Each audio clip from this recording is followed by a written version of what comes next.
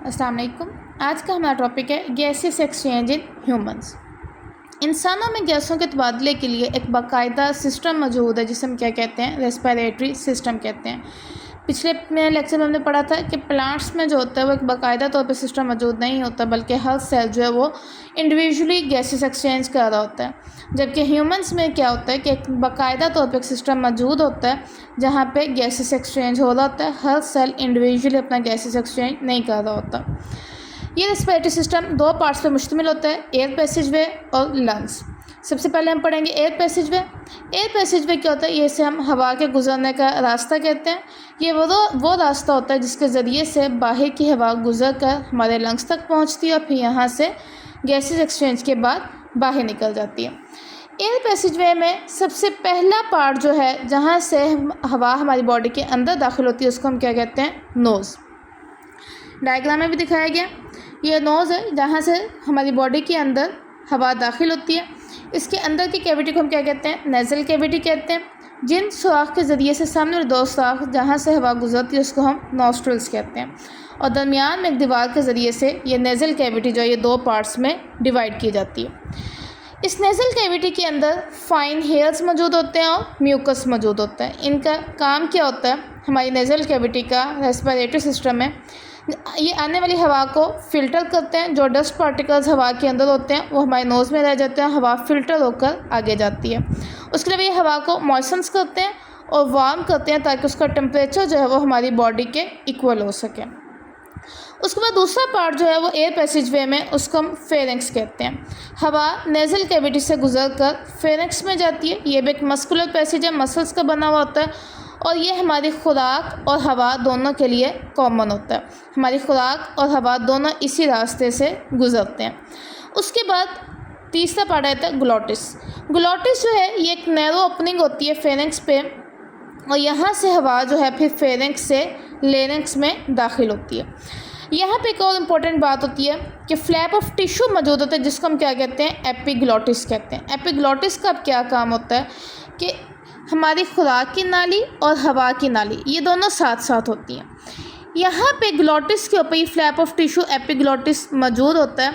इसका काम होता है कि जब हम सांस ले रहे होते हैं तो ये एपिग्लोटिस खुराक की नाली के ऊपर होता है ताकि जो हवा है वो उसका गुजरने का रास्ता खुला होता है।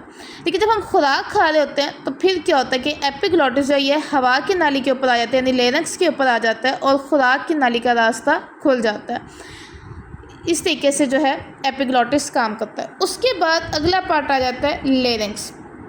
अब हवा जो है वो फेरेंक्स से लेरेंक्स में चली जाती है। ये कार्टिलेज का बना हुआ होता है, इसे हम वॉइस बॉक्स भी कहते हैं।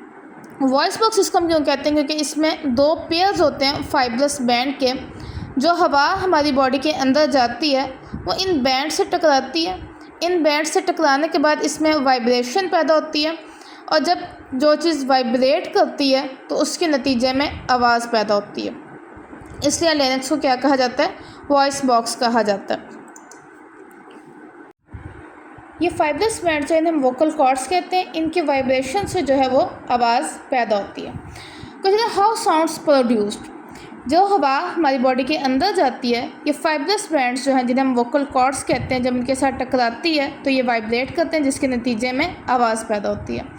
इसके अलावा आवाज़ जो है हमारी जॉज़, चीक्स, लिप्स और टंग की मूवमेंट के ज़रिए से और ये वोकल कॉर्ड के वाइब्रेशन से जो है एक स्पेसिफिक किस्म की आवाज़ पैदा होती है जिसको हम स्पीच कहते हैं। स्पीच जो है ये इंसानी की खासियत है। ये वाली सलाहियत जो है अल्लाह ताला ने सिर्फ इंसान को दी है कि इन सब की वाइब्रेशन से हम एक मखसूस किस्म की आवाज़ पैदा करते हैं जिसे हम स्पीच कहते हैं। लेरेंक्स के बाद हवा जो है वो ट्रेकिया में चली जाती है। इसके बाद ये ट्रेकिया है जिसको हम क्या कहते हैं, विंड पाइप कहते हैं। इसमें सी शेप कार्टिलेजिनस रिंग्स होते हैं। ये कार्टिलेज रिंग्स का क्या काम होता है कि ये ट्रेकिया को कोलैप्स करने से बचाता है। उसके बाद जो है ट्रेकिया के बाद उसकी डिवीजन जो होती है दो हिस्सों में हो जाती है जिसको हम क्या कहते हैं, ब्रोंकाई कहते हैं। ब्रोंकाई भी जैसे इसमें नज़र आ रहा है, ये कार्टिलेज सी शेप्ड कार्टिलेज है विंड पाइप में भी, ट्रेकिया में और आगे ब्रोंकाई में भी। यहाँ से ये चेस्ट कैविटी में एंटर हो जाता है। ट्रेकिया जो है वो 2 स्मॉलर ट्यूब्स में डिवाइड होता है जिसको हम क्या कहते हैं, ब्रोंकाई कहते हैं। ये भी कार्टिलेजिनस प्लेट्स होती हैं इसके वॉल्स के दरमियान में, ताकि वो भी कोलैप्स ना कर सकें और फिर दोनों ब्रोंकाई जो वो अपनी साइड के लंग्स में एंटर हो जाते हैं। ब्रोंकाई के बाद अगला पार्ट आ जाता है ब्रोंक्यूल्स। अब ब्रोंकाई जो है वो लंग्स में एंटर हो चुके हैं, वहाँ पे ये मज़ीद आगे डिवाइड करते हैं और फाइन ट्यूब्स की सूरत में आ जाते हैं। इन्हें हम क्या कहते हैं, ब्रोंक्यूल्स कहते हैं। ब्रोंक्यूल्स जब मज़ीद आगे डिवाइड होते जाते हैं, मज़ीद बारीक से बारीक तर होते हैं, तो फाइन ट्यूब्यूल्स की सूरत में आते हैं। इन्हें हम क्या कहते हैं, एल्वियोलर डक्ट्स कहते हैं। एल्वियोलर डक्ट्स होती हैं, अब इनमें कार्टिलेज मौजूद नहीं होता। इस तरीके से जैसे लंग्स में दिखाया गया है कि ये ब्रोंकाई आगे मज़ीद डिवाइड हो रहे हैं बारीक फाइन ट्यूब्यूल्स में, और ये ब्रोंक्यूल्स और फिर ब्रोंक्यूल्स के बाद एल्वियोलर डक्ट्स की सूरत में आ जाते हैं। एल्वियोलर डक्ट्स जो हैं फिर वो पाउचेस की सूरत में ओपन होते हैं, जिन्हें हम क्या कहते हैं, एल्वियोलाई कहते हैं, यानी हवा की थैलियाँ कहा जाता है। एल्वियोलाई वो पॉइंट है जहाँ पे, जिसे हम रेस्पिरेटरी सरफेस कहते हैं। इसे रेस्पिरेटरी सरफेस क्यों कहा जाता है, क्योंकि एल्वियोलाई वो पॉइंट है जहाँ पर गैसियस एक्सचेंज होता है। अब तक जितना हमने हिस्सा पढ़ा है, नोज़ है, फेरिंक्स है, ग्लॉटिस, लेरिंक्स, फिर trachea, bronchi, bronchioles, alveolar ducts, ये सब वो रास्ता है जहाँ से हवा गुजर कर एल्वियोलाई तक पहुँचती है। एल्वियोलाई वो पॉइंट है जहाँ पे गैसियस एक्सचेंज होता है कि ये सैक लाइक स्ट्रक्चर्स होती हैं, इनमें सिंगल लेयर मौजूद होती है और इसके एपिथेलियल सेल्स और इसके गिर्द जो हैं वो कैपिलरीज मौजूद होती हैं। यहाँ पर क्या होता है, ये कैपिलरीज जो हैं यहाँ से ब्लड से कार्बन डाइऑक्साइड एल्वियोलाई में चली जाती है और एल्वियोलाई से ऑक्सीजन जो है वो ब्लड में चला जाता है। यहाँ पे गैसियस एक्सचेंज हो जाते हैं, इसलिए एल्वियोलाई को क्या कहा जाता है, रेस्पिरेटरी सरफेस कहा जाता है। इस तरीके से डायग्राम में दिखाया गया कि ये एल्वियोलाई हैं, उनके गिर्द जो हैं वो ब्लड कैपिलरीज होती हैं। चूँकि एल्वियोलाई भी सिंगल लेयर होता है, ब्लड कैपिलरीज भी बारीक होती हैं, यहाँ पे गैसियस एक्सचेंज होता है। उसके बाद जो ब्लड वेसल्स जो हैं जो लंग्स में होती है, उन्हें हम कहते हैं पल्मोनरी आर्टरी कहते हैं।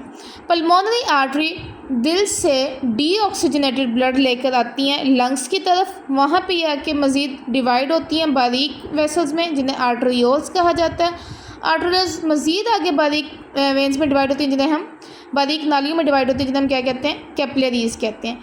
ये कैपिलरीज ने एल्वियोलाई को घेरा होता है, यहाँ पे गैसियस एक्सचेंज होता है। गैसेस एक्सचेंज करने के बाद कैपिलरीज मज़ीद आपस में मिलती हैं तो वेन्यूज़ बनाती हैं, वेन्यूज़ आपस में मिलती हैं तो पल्मोनरी वेन बनाती हैं।